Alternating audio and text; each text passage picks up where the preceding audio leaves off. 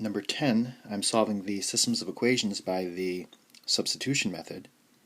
So I need to get one of my four variables by itself. And I'm going to do the green x because that looks the easiest. If I isolate for any of the other ones, I'm going to have to deal with fractions potentially. So if I move that 2y over there, I get x is equal to 7 minus 2y.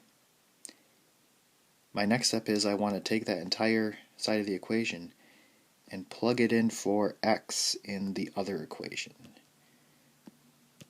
So I get 3, then I want to leave a big open parentheses for where the x is, then plus 6y is equal to 12,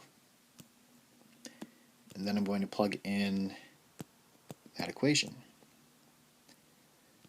So at this step you should see either all y's or all x's. You will never see a mix match.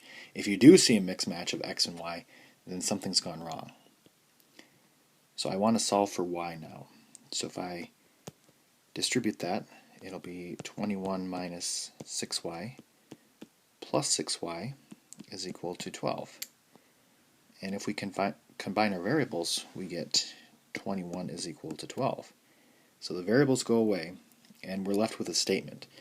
Now we've kind of dealt with this before in another section where variables go away. We need to look at that statement and see if it's true or false. So this is kind of a special case. So this is a false statement, which means that there is no solution.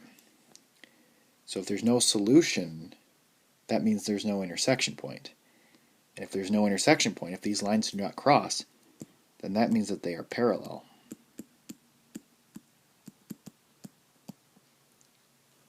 Now, if this had been a true statement, then it would have been infinite solutions, and they would have actually be the same line. So one line right on top of the other one. They'd actually be coinciding, so the same line. But in this case, because it's false, it's no solution, and the lines are parallel.